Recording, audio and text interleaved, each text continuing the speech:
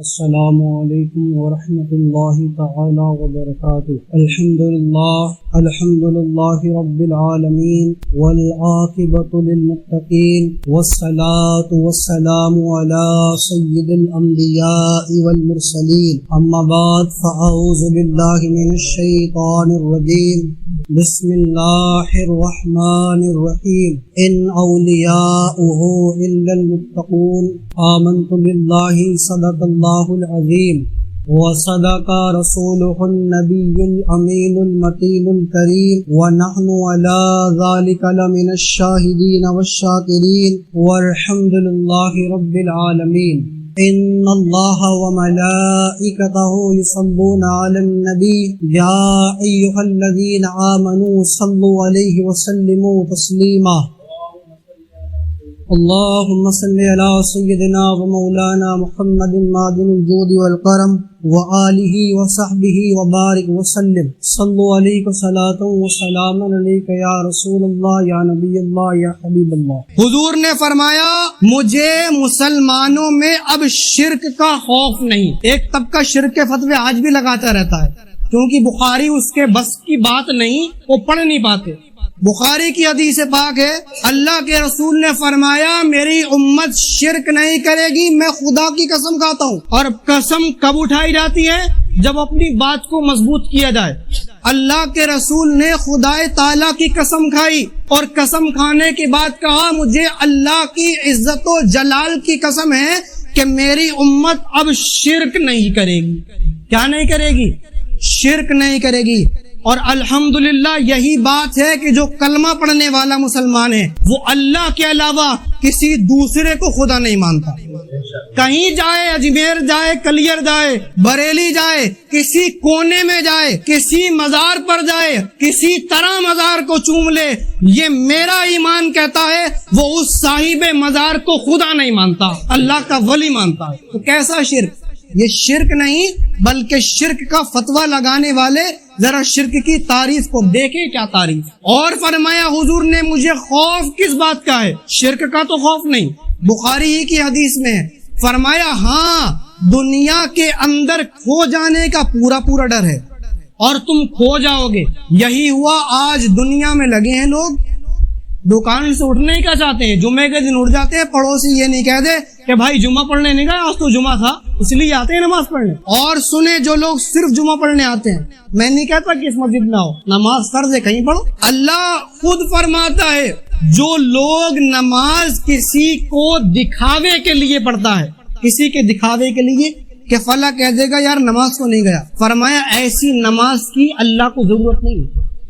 عبادت اللہ کے لیے کرو۔ کس کے لیے کرو؟ اللہ کے لیے کرو۔ اور عبادت اللہ ہی کے لیے ہے، کیونکہ وہ وحدہ لا شریک ہے اور وہی عبادت کے لائق ہے، تو اس کی عبادت کرو۔ کسی دنیا دار کے لیے عبادت نہ کرو کہ ہم عبادت کے لیے جا رہے ہیں، صاحب پڑوسی ہم کو بے نمازی نہ کہہ دے۔ اللہ نے تم پر نماز فرض کی ہے تو اپنا یہ فریضہ جان کے اس کو ادا کرو۔ اور درود پاک پڑھو، اللہ رب محمد صلی اللہ علیہ وسلم، صلی علیہ صلاۃ و سلام علیک یا رسول اللہ یا نبی اللہ یا حبیب اللہ۔ میں نے قرآن عظیم کی آیت پڑھی ان اولیاؤہ الا المتقون۔ ایک سوال یہ بھی ہوتا ہے کہ اللہ تمام چیزوں کے لیے کافی ہے، ہر پریشانی کے لیے اللہ کافی ہے، ہر مفلسی کے لیے اللہ کافی ہے، لیکن اسی ڈائیلاگ، اسی جملے کی آڑ میں یہ بھی لوگ نظریہ دینا چاہتے ہیں کہ جب اللہ ہر چیز کے لیے کافی ہے تو عبد القادر کو کیوں یاد کرتے ہیں؟ کہتے ہیں نا، ہوں گے کچھ ملے ہوں گے ایسے جو کہتے ہیں بھائی جب ہر چیز کے لیے اللہ قادر ہے، اور الحمدللہ یہ ہمارا ایمان ہے کہ حقیقتاً اللہ ہی ہر چیز کے لیے قادر ہے، اور ہر چیز، ہر بیماری، ہر پریشانی، ہر مفلس کے لیے اللہ کافی ہے، لیکن اس کی آڑ میں یہ کہنا کہ غوث اعظم کچھ نہیں کر سکتے، تو یہ تو اہل سنت کے عقیدے پر حملہ ہے۔ کیا ہے؟ حملہ ہے اہل سنت کے عقیدے پر۔ اللہ تعالیٰ قرآن میں ارشاد فرماتا ہے کہ قیامت کے دن جو تمہارا سب سے قریبی دوست ہوگا، سب سے قریبی دوست، وہ بھی تمہارے کام نہیں آئے گا۔ 25ویں پارے کی آیت ہے قرآن عظیم کے اندر، اس کا مفہوم میں آپ کو بتا رہا ہوں۔ قریبی دوست بھی قیامت کے دن تمہارے کام نہیں آئے گا۔ تو ہم اللہ سے سوال کرتے ہیں مولا کام کون آئے گا پھر؟ اسی آیت مبارکہ میں اللہ فرماتا الا المتقون کہ کام میں جو آئیں گے وہ متقی ہوں گے. کون ہوں گے؟ متقی. پھر سوال ہے اللہ سے کہ اے اللہ یہ متقی کون ہے؟ ہم نہیں جانتے یہ متقی کون ہے.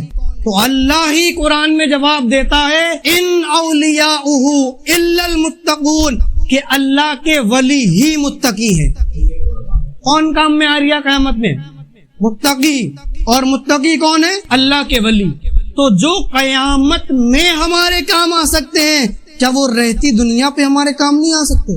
جی قیامت میں آنا تو بہت دور کی اور بہت محال بات چلتی ہے، لیکن اللہ کا قرآن سنا رہا ہوں، ایک بھی جملہ میرا نہیں ہے، نہ کسی ملا کا نہ کسی مولوی کا، یہ ہر لفظ میرا قرآنی ہے اور قرآن کا ترجمہ ہے آپ کے لیے. اللہ فرما رہا ہے قیامت میں دوست کام میں نہیں آئیں گے، متقی کام میں آئیں گے. اور متقی کون ہیں؟ وہ اللہ کے ولی ہیں. تو جب متقی قیامت میں کام آ سکتے ہیں تو اللہ کی عطا سے اور اللہ کی دی ہوئی مدد سے وہ دنیا میں ہمارے کام بھی آ سکتے ہیں. اور حدیث پاک بخاری شریف میں اللہ کے رسول صلی اللہ تعالی علیہ وسلم نے ارشاد فرمایا لوگوں جب کہیں پھنس جاؤ، کسی مصیبت میں ہو تو یہ ندا لگایا کرو کہ اے اللہ ہماری غیب سے مدد فرما، اے اللہ ہماری غیب سے مدد فرما. دوسرا جملہ یہ کہ اے اللہ کے مدد کرنے والوں فرشتوں ہماری مدد فرماؤ.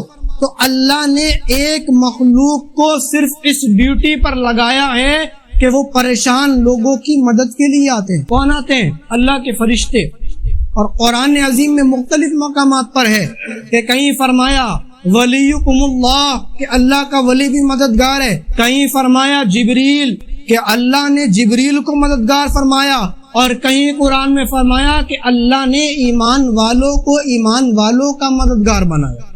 تو قرآن عظیم کے اندر بہت سے مقامات ہیں.